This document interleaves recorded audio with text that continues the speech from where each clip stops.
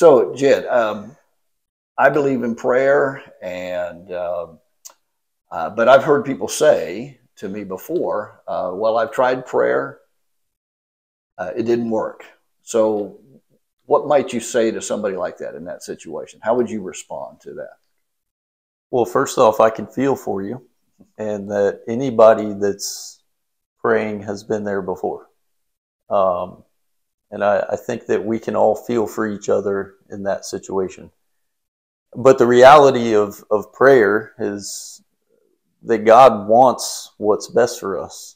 And knowing that, just like a parent, when a child asks for something, for anything really, that there's also the reality of three answers. And those three answers are yes, no, or you need to wait.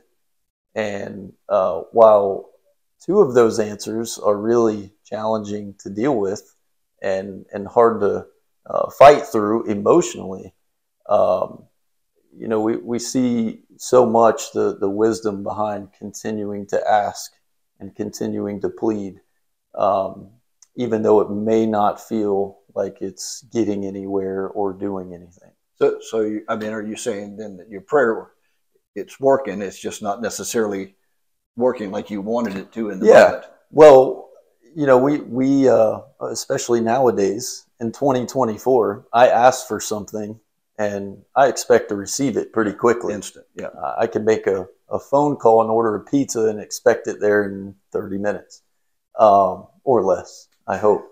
But no, the whole idea of waiting for us is super challenging. I think that has more to do maybe with where your question or your statement about prayer is going.